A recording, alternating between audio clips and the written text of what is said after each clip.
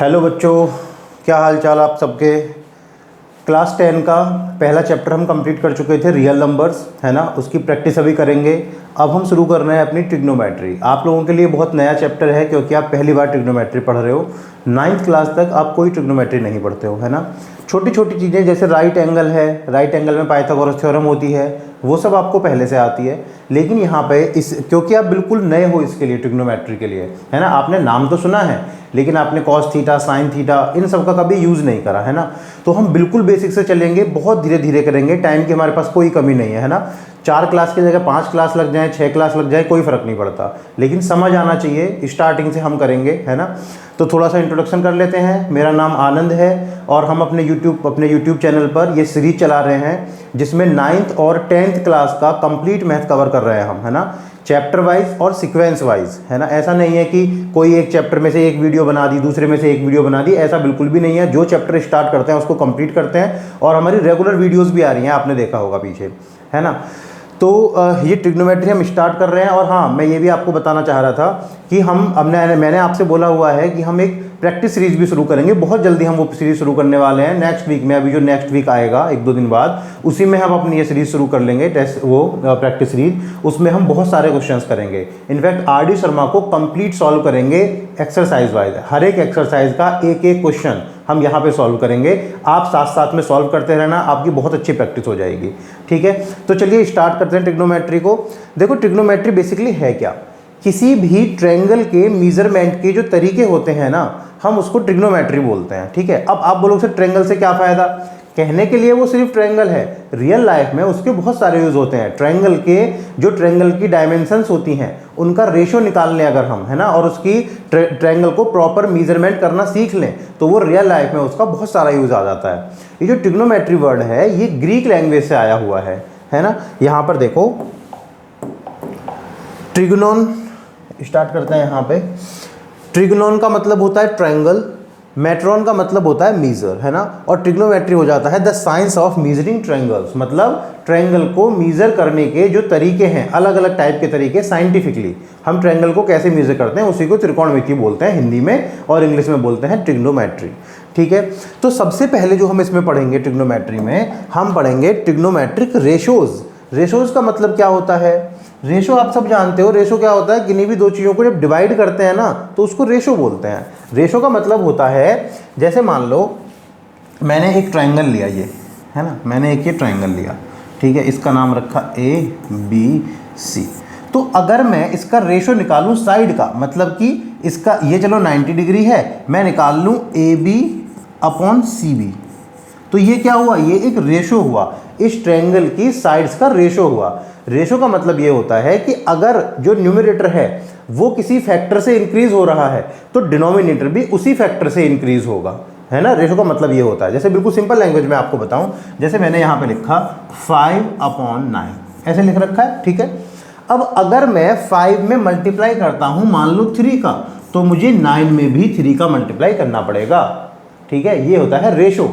जिस फैक्टर से आप इसको इंक्रीज करोगे या डिक्रीज करोगे, मतलब मल्टीप्लाई करोगे या डिवाइड करोगे, उसी फैक्टर से आपको इस डिनोमिनेटर को भी मल्टीप्लाई या डिवाइड करना पड़ेगा, ठीक है। इसको रेशो बोलते हैं। अब ये तो हो गया बिल्कुल सिंपल अर्थमेटिक रेशो, है ना। अब हम बात करते हैं ट्रिग्नोमेट्रिक रेशोज की, ठीक है। बहुत धीरे धीरे समझना, बार बार करेंगे तो समझ आ जाएगा। शुरुआत में थोड़ा अजीब सा लगेगा, ये कहाँ से आ गया, ये कहाँ से आ गया, क्योंकि पहली बार कर रहे हो, ठीक है। और जो कॉस थीटा, साइन थीटा है, इनसे बिल्कुल भी परेशान होने की जरूरत नहीं है। ये अल्फा, बीटा, गामा, थीटा, ये सारे क्या होते हैं, ये हम अलग अलग लैंग्वेज से सिंबल्स उठाते हैं। जैसे हमारे इंग्लिश में ABCD होते हैं ना, ऐसे ही अल्फा, बीटा, गामा किसी और लैंग्वेज में होते हैं, तो वहां से हमने उठा रखा है। तो ये थोड़ा अजीब सा लगने लगता है बिल्कुल सिंपल ये वेरिएबल्स, ठीक है, और कुछ भी नहीं है ना। चलिए अब देखो, trigonometric ratios of the sides of the triangle with respect to its acute angles. अब ध्यान से सुनना, यहीं पे हम बहुत सारी बातें करेंगे अभी, उसके बाद हम आगे चलेंगे। देखो, सबसे पहले मैंने एक राइट एंगल ट्रायंगल बनाया।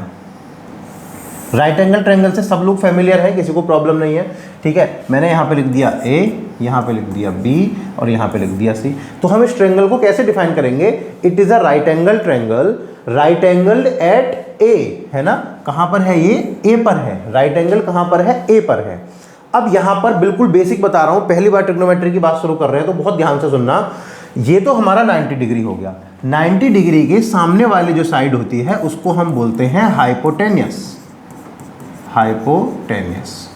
ठीक है, अब देखो एक एंगल ये है, एक एंगल ये है। मैंने इस एंगल को मान लिया थीटा और इस एंगल को मान लिया अल्फा। ठीक है, कुछ भी मान सकते हैं। मैंने फिर से बताया कि अल्फा, थीटा, बीटा, गामा जो भी है ये सब क्या है, सिर्फ अल्फाबेट तो है किसी और लैंग्वेज में। ठीक है, तो हमने इसको थीटा मान लिया, इसको हमने अल्फा मान लिया। ठीक, अब अगर मैं बात करूं इस एंगल के रेस्पेक्ट में विद रेस्पेक्ट टू थीटा, है ना, तो हमारा जो बेस होगा, उस केस में ये बेस हो जाएगा। ठीक है, और इसके सामने वाला जिस एंगल की बात करते हैं उसके सामने जो आता है वो हो जाता है परपेंडिकुलर, परपेंडिकुलर। ठीक है, समझ में आ गई बात। अब अगर मैं अल्फा के लिए बात करता, चलो अलग ट्रायंगल बना लेते हैं। एक और मैंने ट्रायंगल बनाया यहाँ पर, इसमें हमने इसको दे दिया अल्फा और इसको छोड़ देते हैं यहीं पे ऐसे ही। ये हो गया 90 डिग्री, ये हो गया ए, ये हो गया हमारा सी और ये हो गया बी। ठीक है, अभी हम किसके रेस्पेक्ट में बात कर रहे थे, थीटा के रेस्पेक्ट में बात कर रहे थे। हम यहाँ पर अल्फा के रेस्पेक्ट में बात करते हैं। तो अगर मैं अब देखो 90 डिग्री के सामने तो हमेशा क्या आएगा, हाइपोटेनियस आएगा। राइट एंगल ट्रायंगल में 90 डिग्री के सामने वाला हाइपोटेनियस होता है। ठीक है, अब मैं अल्फा एंगल के लिए बात कर रहा हूँ, तो अब ये बेस नहीं बचा। ये मत सोचना कि ये नीचे आ रखा है तो ये बेस हो गया, अरे वो तो मैं ट्रायंगल ऐसे घुमा के रख दूँ तो ये नीचे आ जाएगा। समझ में आ रही है बात। तो हमारा इस एंगल के लिए अब ये बेस बन चुका है, ये बेस बन चुका है। इसमें हम लिख देते हैं for angle theta, for angle theta, और यहाँ पे लिख देते हैं फॉर एंगल अल्फा। ठीक है, ये बेस हो गया। इसके सामने वाला क्या बन गया, इस एंगल के सामने वाला ये परपेंडिकुलर हो गया। ठीक है ना, समझ में आ गई बात।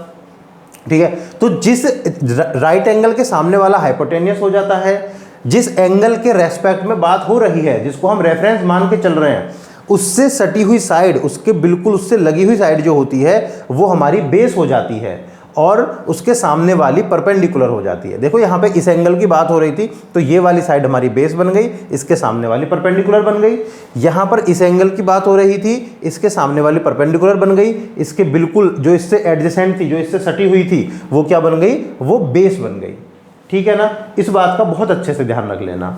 ठीक है, चलिए आगे चलते हैं। तो यहाँ पे देखो, ये पहले कह रहे थे ratios of the sides of the triangle with respect to its acute angles. देखो ये जो दोनों थे ना, अभी हमने जो बनाया यहाँ पर, ये जो हमने बनाए, देखो दोनों एक्यूट एंगल हैं भाई। एक तो 90 डिग्री हो चुका है, जब एक 90 डिग्री हो चुका है तो बाकी दोनों को एक्यूट ही होना पड़ेगा। आपको पता होगा ट्रायंगल की एंगल सम प्रॉपर्टी क्या होती है, ट्रायंगल के तीनों एंगल्स का जो सम होता है वो 180 डिग्री होता है। सही बात है ना। अब एक बात बताओ, तीनों का तो सम 180 था, उनमें से अकेला 90 तो ये हो गया, है ना। तो अब इन दोनों के पास तो टोटल मिला के 90 बचाना, तो उस 90 में से जो भी करेंगे ये तो 90 से कम ही आएगा। दोनों 90 में से अपने अपने पास कुछ भी रखेंगे। मान लो इसने 10 रख लिया, इसने 80 रख लिया, तो दोनों बने तो एक्यूट ना। दोनों ने आधा आधा रखा, मान लो ये 45 ये 45, तब भी एक्यूट बने ना। ठीक है, तो ये जो हम बात कर रहे थे ये हमेशा हम एक्यूट एंगल के रेस्पेक्ट में बात करते हैं। याद रहेगी इतनी बात। याद क्या मतलब, समझने वाली बात है, ऐसा याद वाला कोई पार्ट है नहीं। ठीक है, तो आगे आ जाओ। These ratios are used to find the remaining sides and angles of a triangle when some of its sides and angles are given. बिल्कुल इजी भाषा में समझो इसको भी आप। यहां पर देखो अगर जैसे ये ट्रायंगल है हमारा, ये ट्रायंगल है, ये रहा, है ना। अब इसमें मान लो आपको एक एंगल दे दिया कि मान लो आपको बोल दिया जी ये 45 डिग्री है, ठीक है, और एक आपको साइड दे दी, मान लो आपको बोल दिया जी ये है हमारा 10 सेंटीमीटर है, आपसे बोला ये वाली साइड बताओ, ठीक है, ए बी और सी, ये ट्रायंगल था। अभी मैं सॉल्व नहीं करूंगा इसको, क्योंकि अभी हम 1-2 क्लास के बाद आप इसको सॉल्व करोगे, बहुत आसान है, कुछ भी नहीं है। ट्रिग्नोमेट्री बहुत हलवा है, एकदम हलवा समझ लो, बेसन का हलवा, है ना, आराम से खाओ मस्त होके। है ना। एक बार समझने की बात है बस। देखो तो हमने क्या देखा कि ये एंगल 45 डिग्री है, ये 10 सेंटीमीटर साइड है, हमसे ये साइड पूछ ली, तो यहीं पे तो ट्रिग्नोमेट्रिक रेशियोज का यूज हो रहा है। अब हम ट्रिग्नोमेट्रिक रेशियोज का यूज करके ये साइड फाइंड कर लेंगे। अभी आपको पता नहीं होगा, हम क्या करेंगे यहाँ पे tan थीटा लिख लेंगे। tan थीटा क्या मतलब, थीटा की जगह क्या है 45 है, तो हम लिख लेंगे tan 45 equal to this upon this और आ जाएगा। अभी टेंशन मतलब आगे सीख जाओगे, अभी तो मैंने समझाने के लिए बताया, ठीक है। तो हम किस चीज में यूज कर रहे हैं ट्रिग्नोमेट्रिक रेशियोज का, जब आपको कोई एक एंगल दिया है, कोई साइड दी है ना, या फिर दोनों साइड दी है, एंगल पूछा है, ठीक है। तो उस केस में जो चीज हमसे पूछी गई है उसको फाइंड करने के लिए हम ट्रिग्नोमेट्रिक रेशियोज का यूज करते हैं, ठीक है ना। चलिए ठीक है, तो ये वही कह रहे हैं आपसे कि हमारे कुछ चीज दी हुई है और जो चीज नहीं दी हुई है, जो रिमेनिंग है, उनको फाइंड करने के लिए हम ट्रिग्नोमेट्रिक रेशियोज का यूज करते हैं। आगे चलते हैं, यहां पे आओ, देखो ये हमारा क्या है, एक रे है, ये दूसरी रे है, ठीक है। दोनों रे का जब ओरिजिन पॉइंट अगर एक ही होता है और वो अलग अलग डायरेक्शन में जा रही होती है तो एक एंगल का फॉर्मेशन होता है।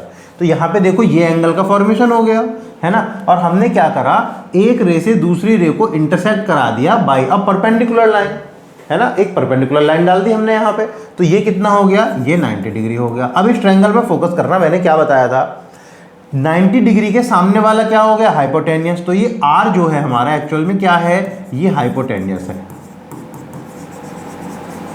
समझ में आ गई बात, ये हाइपोटेनियस है, 90 डिग्री के सामने है। अब किस एंगल के रेस्पेक्ट में बात कर रहे हैं, ये देखो ये वाला एंगल थीटा के रेस्पेक्ट में बात कर रहे हैं। तो ये क्या बन गया हमारा, ये बेस बन गया।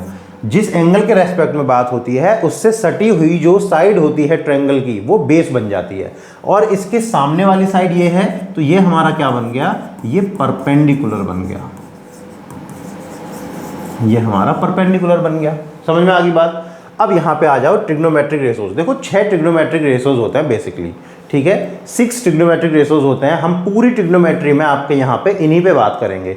इन्वर्स वगैरह आपके भी सिलेबस में है नहीं, तो उस पर हम ज़्यादा बात करने नहीं वाले, ज़्यादा क्या करेंगे ही नहीं इन्वर्स वगैरह पे, है ना। वो 11th क्लास में 12th क्लास में पढ़ोगे, वहाँ पे पढ़ोगे आप, ठीक है।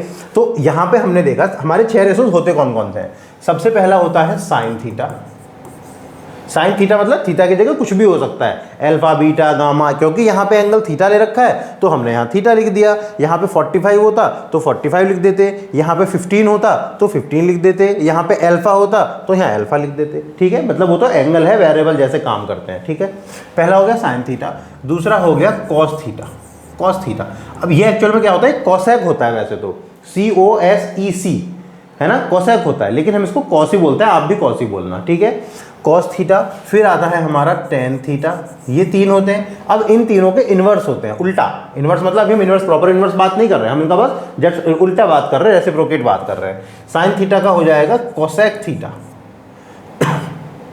कोसेक थीटा, सॉरी मैंने आपको ये कोसेक बता दिया, ये कोसाइन होता है, सॉरी ये होता है कोसाइन, कोसाइन ये होता है साइन। कोसेक जो होता है वो तो साइन का उल्टा होता है, ठीक है, वो मेरे गलती से निकल गया, है ना। उसके बाद आता है हमारा कोसेक थीटा के बाद आता है कॉस का उल्टा होता है सेक थीटा। कॉस थीटा का उल्टा होता है सेक थीटा, और टेन थीटा का उल्टा हो जाएगा हमारा कॉट थीटा, कॉट थीटा, ठीक है। अब देखो सुनो ध्यान से, हमने क्या करा, सबसे पहले एंगल देखा, इस एंगल का हमने साइन निकाला, साइन थीटा हमने निकाला, फिर हमने कॉस थीटा, टेन थीटा, फिर इन तीनों के उल्टे होते हैं, तो ये कुल मिला के हमारे 6 ट्रिग्नोमेट्रिक रेशियोज होते हैं। ये कैसे कैसे होते हैं वो हमने यहाँ पे देख रखा है। सबसे पहले इन्हीं पे फोकस करेंगे। जब भी हम किसी एंगल का साइन लेते हैं, किसी एंगल का साइन लेते हैं, तो वो जो साइन आता है वो परपेंडिकुलर अपॉन हाइपोटेनियस आता है, परपेंडिकुलर अपॉन हाइपोटेनियस आता है। देखो ये लिखा हुआ है, sine theta equal to perpendicular upon hypotenuse, मतलब कि यहाँ पे परपेंडिकुलर कितना था, y था, और हाइपोटेनियस कितना था, r था, तो हमने y अपॉन r लिखा। देखो है ना रेशो ये, ठीक है, यही तो रेशो होता है। तो पहला ट्रिग्नोमेट्रिक रेशोज हमारा क्या हो गया, sine theta equal to, theta मतलब कुछ भी हो सकता है, कुछ भी हो सकता है, अल्फा बीटा गामा 45 कोई फिक्स वैल्यू भी हो सकती है, इक्वल टू होगा परपेंडिकुलर अपॉन हाइपोटेनियस, ठीक है। अब इसका मतलब पता है क्या है, इसका मतलब ये है कि ये लाइन आपकी यहाँ पे है, मतलब हम कौन सी लेंथ ले रहे हैं अभी, यहाँ से AP लेंथ ले रहे हैं, है ना, और यहाँ पे AM लेंथ ले रहे हैं, इतनी लेंथ ले रहे हैं हम अभी। हम अगर इस लेंथ को बढ़ा भी दें, मान लो इस लाइन को मैं उठा के यहाँ भी कर दूँ, यहाँ पर, है ना।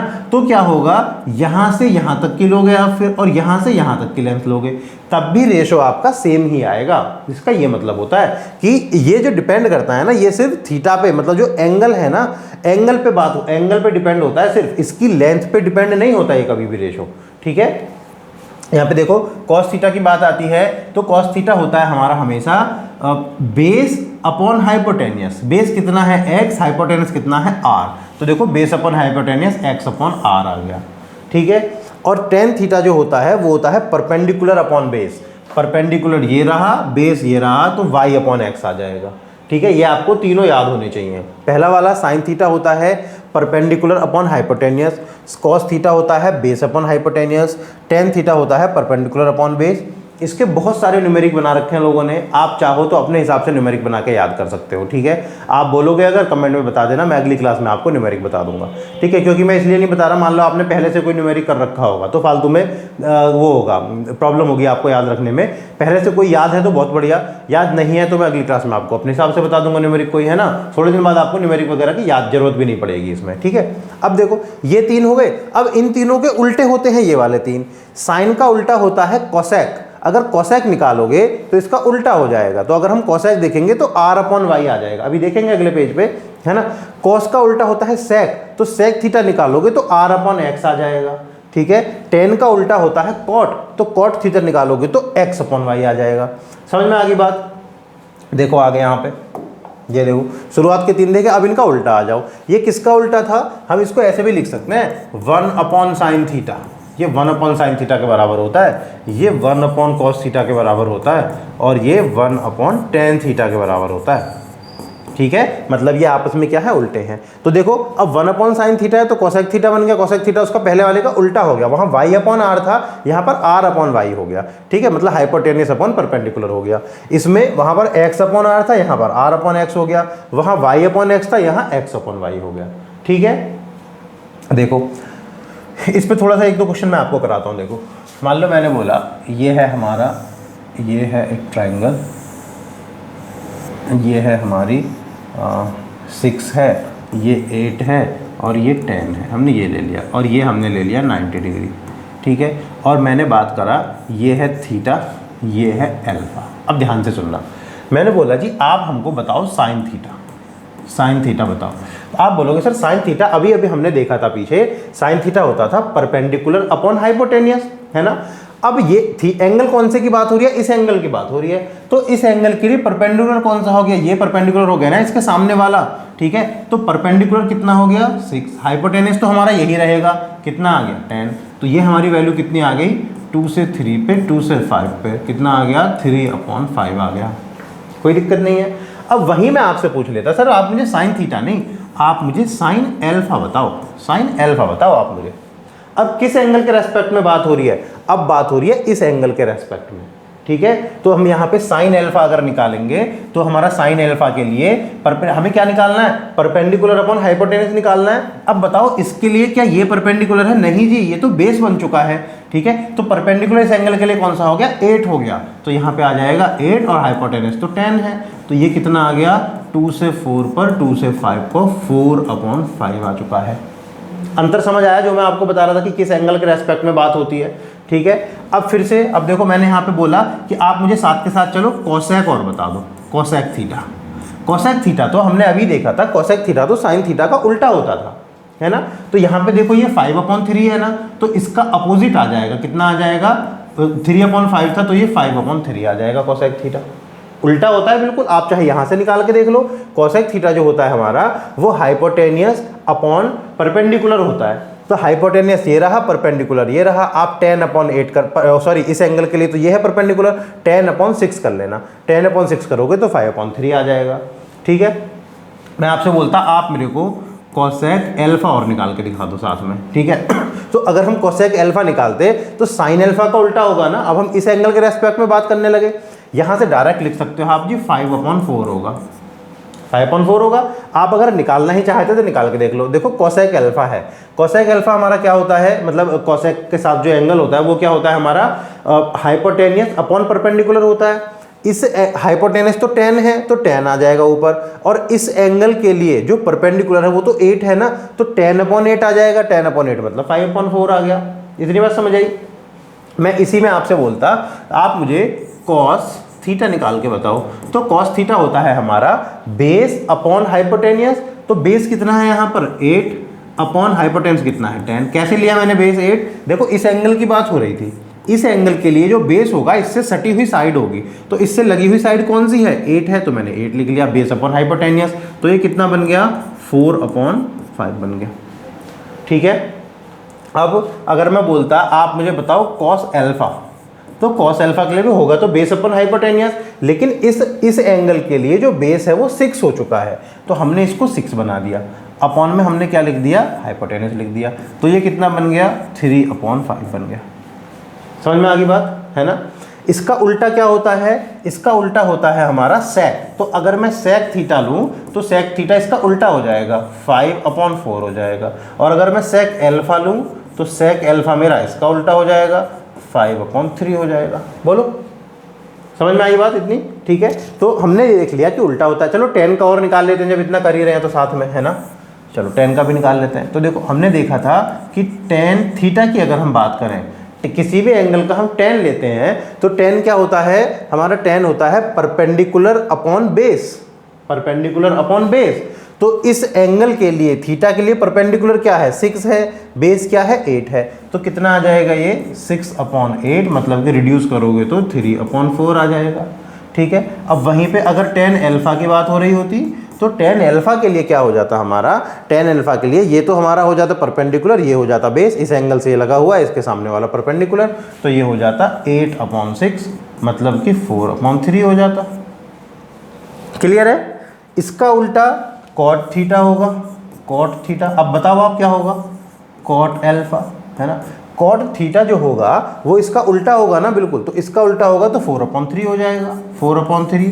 कॉट अल्फा जो होगा वो इसका उल्टा होगा तो ये 3/4 हो जाएगा। समझ में आ गई बात, है ना। तो हमने देख लिया साइन, कॉस और टेन, और उनके उल्टे क्या क्या होते हैं, कॉसेक, सेक और कॉट। समझ में आ गई बात इतनी। ठीक है, चलिए आगे चलते हैं अब। तो ये हमारे ट्रिग्नोमेट्रिक रेशियोज थे 6 के 6, जो मैंने आपको अभी अच्छे से बता दिए। ठीक है, चलिए। हाँ देखो, ये नोट वगैरह लिखे हुए बता देता हूँ क्या है। ये ऐसे कह रहे हैं कि जैसे ये हमने लिखा साइन थीटा, हमने लिखा साइन थीटा, इसका मतलब साइन इंटू थीटा नहीं है, यहाँ पर इंटू नहीं है। जनरली हम क्या होता है, जैसे मान लो हम लिखते थे अलजेब्रा में x इंटू वाई, तो यहाँ पे इंटू मान लिया जाता है ऑटोमेटिकली, कुछ साइन ना हो तो भी इंटू मान लिया जाता है। यहाँ पर ये इंटू नहीं है। ठीक है, यहाँ पे देखो वही लिखा है, sine theta is an abbreviation for sine of angle theta, कि एंगल जो भी था उसका हम साइन ले रहे हैं, है ना। इसका मतलब ये नहीं है कि साइन को उसमें मल्टीप्लाई कर दिया है। ठीक है, वो यहाँ पे कह रहे हैं आपसे, all the above trigonometric ratios are defined from for an acute angle theta. मैंने आपको बताया था शुरुआत में कि एक्यूट एंगल थीटा के लिए होते हैं सारे के सारे define. All the above trigonometric ratios depend only on the value of angle theta. मैंने आपको ये भी बताया था कि जो भी हमारे होते हैं ये थीटा की वैल्यू पे डिपेंड करते हैं, एंगल पे डिपेंड करते हैं, ना कि उसकी लेंथ पे, साइड्स की लेंथ पे डिपेंड नहीं करते। जो एंगल है, एंगल की वैल्यू पे रेशियोज डिपेंड करते हैं। ठीक है, trigonometric ratios are same for the same angle. भाई एंगल तो सेम है, सेम। देखो ये क्या कह रहे हैं सेम एंगल में, ये आपसे ये कह रहे हैं कि मान लो ये हमारा ट्रायंगल है ना, ये एक ट्रायंगल है और ये भी एक ट्रायंगल है, इसमें दो ट्रायंगल दिख रहे हैं, तो हमने लिया यहाँ पे ए बी सी और इसको ले लिया डी। ये भी 90 डिग्री है, ये भी 90 डिग्री है, ये थीटा है। अब देखो ए बी सी डी ई ले लिया। अगर मैं बात करूँ ट्रायंगल ए ई डी की, है ना, तो ए ई डी में थीटा एंगल है और ट्रायंगल सी ए बी में भी थीटा ही एंगल है। ठीक है, तो आप इन दोनों ट्रायंगल में जब आप साइन, कॉस या टेन निकालोगे तो वो सेम आएगा आपका, क्योंकि यहाँ पे एंगल सेम है। बेशक ये वाली लेंथ इसकी अलग अलग है। भाई देखो, इसमें जो हाइपोटेनस है वो इतना है सिर्फ ए ई, और बड़े वाले के लिए सी ए है। इसमें बेस जो है इस थीटा के लिए यहाँ पर सिर्फ ए डी है, बड़े वाले के लिए ए बी है। ये तो अंतर है, लेकिन इनसे हमारे जो साइन, कॉस या टेन है, ट्रिग्नोमेट्रिक रेशियोज हैं, उन पे कोई फर्क नहीं पड़ेगा, क्योंकि हमारा एंगल सेम है। अभी हम प्रूव भी कर लेंगे इस चीज़ को। ठीक है, आज की क्लास में नहीं करेंगे प्रूव, आज की क्लास में से थोड़ा थोड़ा चलेंगे इसमें हम लेते हुए, बहुत ज़्यादा बड़ा पार्ट हम नहीं करने वाले हैं। अभी शुरुआत है, जब हम एक बार कर लेंगे ना प्रैक्टिस सीरीज, हम फिर बड़ी बड़ी क्लास करेंगे 1-1 घंटे की। ठीक है, चलिए अब देखो ये कह रहे हैं theorem trigonometric ratios are same for the same angle. अब ये प्रूव करने के लिए है, बोलो प्रूव कर लें, चलो प्रूव कर लेते हैं। आप यहाँ पे ध्यान से सुनो, ये जो हमारा ट्राइंगल है, अगर मैं बात करूँ triangle PAM and triangle QAN, मैं इन दोनों ट्राइंगल की बात करता हूँ। आपने कॉन्ग्रुएंसी 9th क्लास में पढ़ी थी, सिमिलरिटी यहाँ पर पढ़ी है नहीं पता मुझे, मैं सिमिलरिटी अभी सिमिलरिटी से प्रूव होगा, ठीक है। कॉन्ग्रुएंसी आपने 9th क्लास में पढ़ी थी, वहीं से हम इसको कर सकते हैं। आप यहाँ पर देखो एंगल PAM ये किसके इक्वल है, एंगल QAN के इक्वल है। बोलो क्यों है इक्वल, क्योंकि कॉमन है। ऐसे तो लिखते थे हम कॉन्ग्रुएंसी में, सेम ही होती है सिमिलरिटी, सिमिलरिटी आसान होती है, बल्कि कॉन्ग्रुएंसी का मतलब होता है एकदम सेम, बिल्कुल सेम। सिमिलरिटी का मतलब होता है उसकी स्ट्रक्चर सेम है, उसकी डायमेंशन सेम हो या ना हो, स्ट्रक्चर सेम है ना। देखो तो ये हमारा हो गया। दूसरा आप मुझे बताओ इसमें और क्या कॉमन हो सकता है। देखो और क्या कॉमन हो सकता है, यहाँ पर हम रेशो कॉमन कर सकते हैं। ये हो गया हमारा PAM equal to angle QAN, ये वाला थीटा इक्वल हो गया हमारा। उसके बाद हम इक्वल कर सकते हैं यहाँ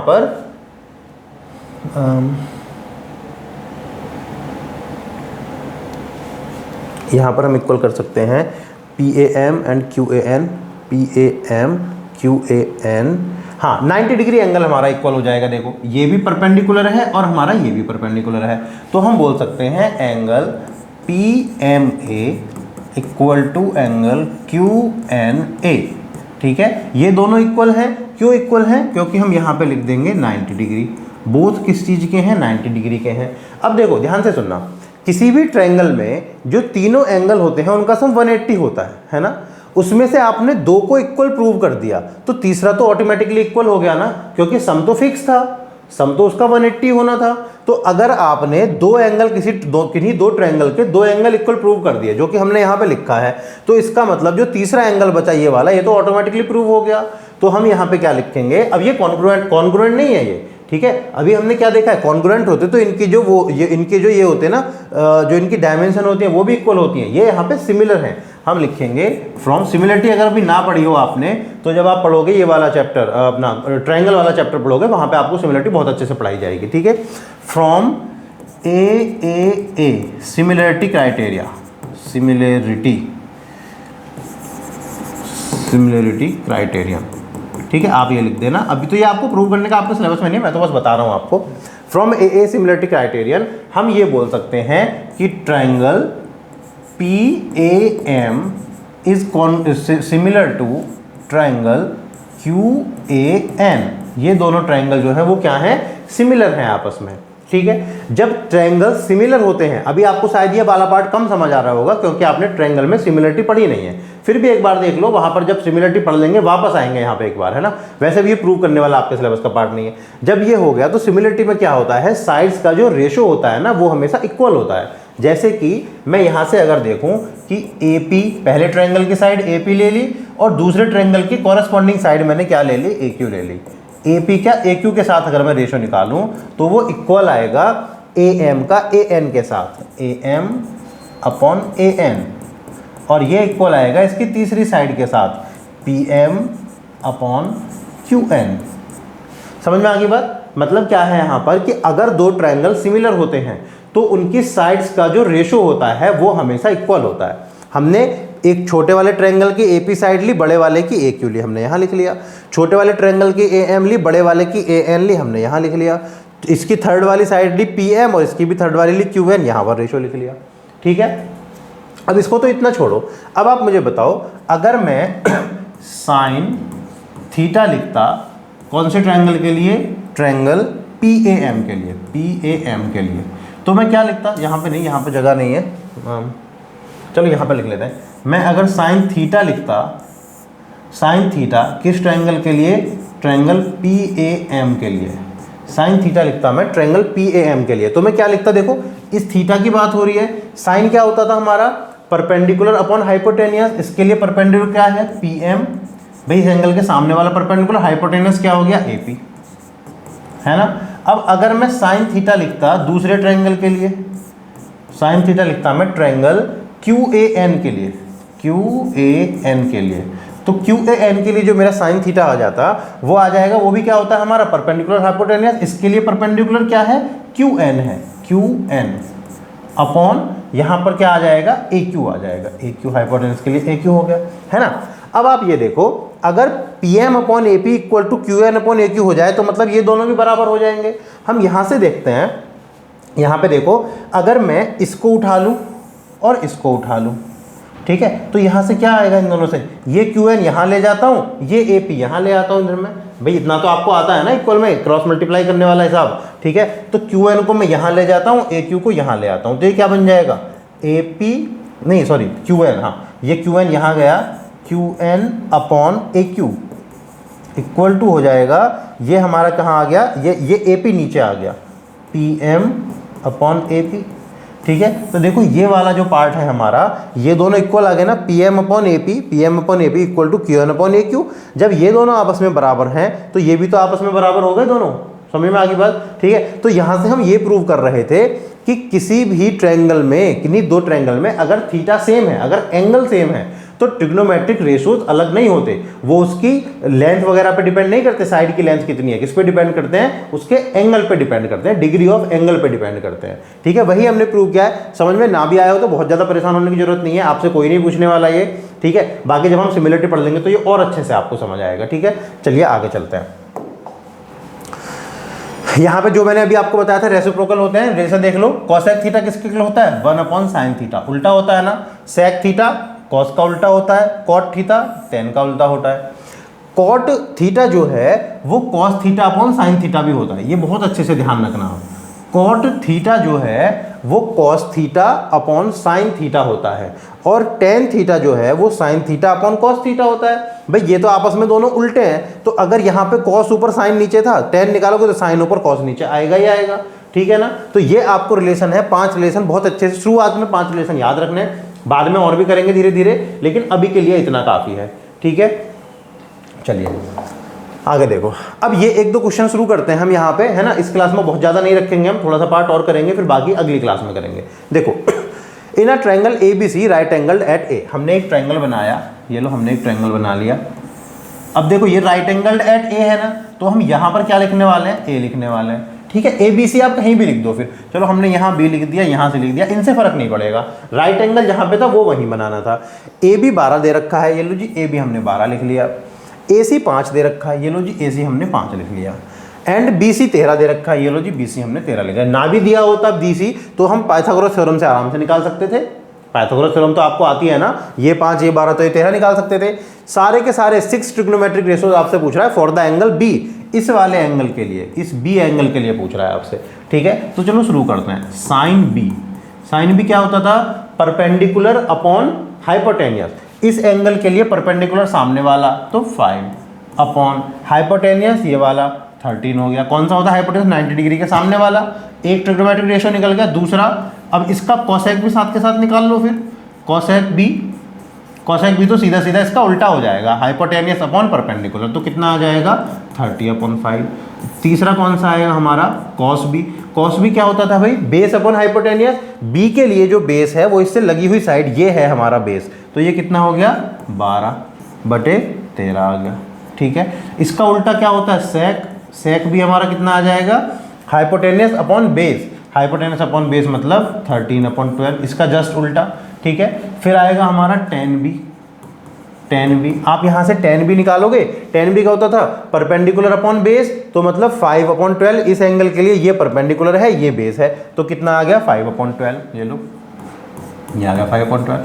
कॉट इसका उल्टा हो जाएगा बिल्कुल, base upon perpendicular, cot B, तो ये हो गया 12/5, ये हो गया 6 ट्रिग्नोमेट्रिक रेशियोज। बताओ इसमें क्या प्रॉब्लम है। अगर ये एंगल होता तो उस केस में हमारे ये परपेंडिकुलर हो जाता, ये बेस हो जाता, ये सारी चीज़ें पलट जाती, सारी चीज़ें उल्टी हो जाती। समझ में आई बात। चलो नेक्स्ट देखते हैं। देखो, in a triangle ABC right angled at A, फिर से ट्रायंगल एबीसी है, यहाँ पे बना लेते हैं। ट्रायंगल एबीसी है, फिर से राइट एंगल्ड एट ए है ये भी, तो ये लो ए हमने लिख लिया, फिर से यहाँ बी लिख लिया, और अब फिर से हमने यहाँ सी लिख लिया, ठीक है। इन्होंने बोला ए बी 5 है, ये लो जी ए बी 5 है, ए सी 12 है, ये लो जी 12 है, और बी सी 13 है। ये तो बी सी ना भी दे तो हम पाइथागोरस थ्योरम से निकाल सकते हैं, ए जो है वो राइट एंगल्ड था। Find sine B. अब देखो साइन बी पूछ रहा है, फिर से यही एंगल पूछ रहा है हमसे, तो निकाल दो साइन बी। साइन बी क्या हो जाएगा, इस एंगल के लिए परपेंडिकुलर हो गया 12 है ना, और बेस हो गया 5, ये लो। फिर पूछ रहा है कॉस सी, कॉस सी। अब ध्यान देना, ये अब ये एंगल नहीं पूछ रहा, आप क्या कर सकते हो, ये परपेंडिकुलर ये बेस नहीं ले सकते, अब आपको कॉस सी देखना पड़ेगा। तो सी एंगल के लिए जो परपेंडिकुलर है वो ये हो गया, बेस ये हो गया, और हाइपोटेनियस ये हो गया। तो कॉस में क्या होता था, बेस अपॉन हाइपोटेनियस है ना, तो बेस कितना है 12 और हाइपोटेनियस कितना है 13, ये लो ठीक है। अच्छा साइन में हमने कहा 5 कैसे लिख दिया है हमने साइन में, भाई साहब साइन तो जो हमारा होता है वो परपेंडिकुलर अपॉन हाइपोटेनियस होता है ना, तो 12/13 आएगा ना, 12/13 आएगा ना, वहाँ पे हमने गलती से कर दिया था। ठीक है देखो साइन भी इक्वल टू 12/13, कॉस सी भी 12/13 आ गया।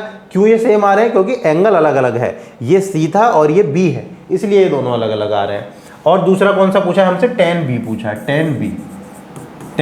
तो अगर हम tan बी की बात करें तो परपेंडिकुलर अपॉन बेस होता है, बी के लिए ये परपेंडिकुलर ये बेस, क्योंकि इसके सामने वाला परपेंडिकुलर इससे लगा हुआ बेस होता है, तो कितना आ जाएगा ये 12/5 आ जाएगा।